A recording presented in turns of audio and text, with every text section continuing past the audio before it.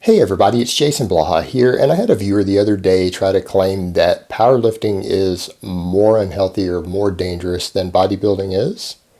And so let's address that for a moment. And I want to state up front that I consider competitive powerlifting, particularly at the extreme levels, to be dangerous, and I consider it to be incompatible with fitness at that level.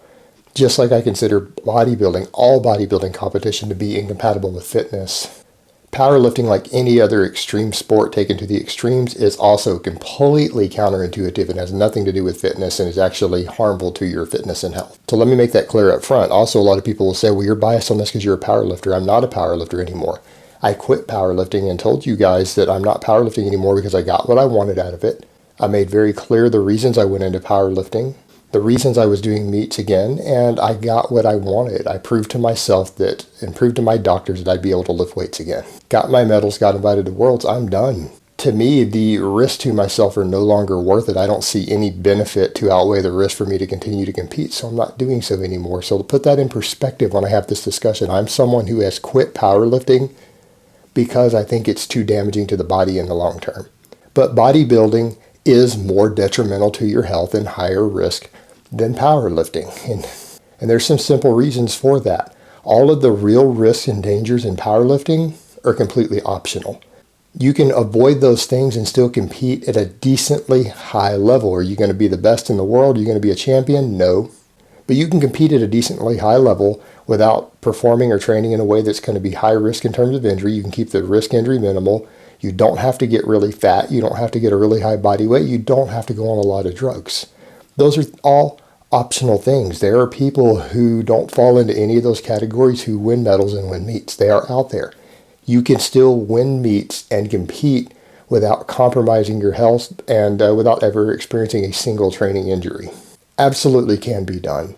The real risk with powerlifting are when you start dealing with the extreme weights that guys get to in the higher levels of competition. You start using extreme training methods that predispose you to higher injury rates. You start using a lot of drugs, and you let your body weight or body fat get way too high. Those are what the real risks are in powerlifting. Those are all optional. They're not required to compete or even win a few meets here and there. With bodybuilding, while we could argue that the drugs aren't necessary, being depleted and getting to body fat levels that absolutely do wreck your health and do harm your fitness are a requirement. You cannot win or place well in a low-level show in the current standards in any bodybuilding, whether it's natural or otherwise, without pushing your body fat to an emaciated level, to a starvation level that absolutely is harmful to your health, that will harm your fitness, it will harm your health in the long term.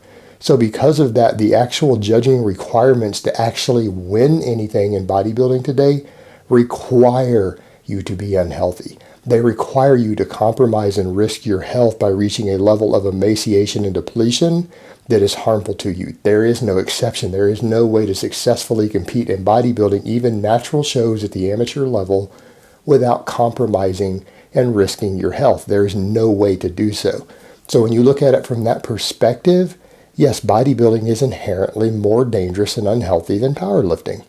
It's as simple as that. And anyone who is promoting competitive bodybuilding really has no business calling themselves a fitness person. They're not interested in fitness. They're promoting something that is directly harmful and compromises health in every situation, no exceptions, due to the very nature of the judging standards of the performing art. And then obviously when taken to the extreme ends, the risks start to get even higher than powerlifting. Not a lot higher, but they are higher because they both use tons of drugs. They both put you at really heavy body weights, but in the bodybuilding, you stack in the emaciation and depletion and oftentimes the diuretics and other stuff they use on top of it. So you have most of the risks that powerlifters have, plus some extra ones added in that are inherent to bodybuilding. So at the extreme ends, bodybuilding is still a little worse, but at the less extreme ends, bodybuilding is hands down worse. So that's coming from someone who will tell you as a former powerlifter that powerlifting can be very, very dangerous. And at the extreme ends, it is anti-fitness, the opposite of fitness, who is telling you that bodybuilding is actually worse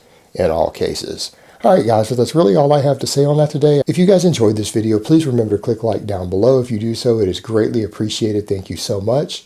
So I hope it has been informative, and I will talk to you guys next time.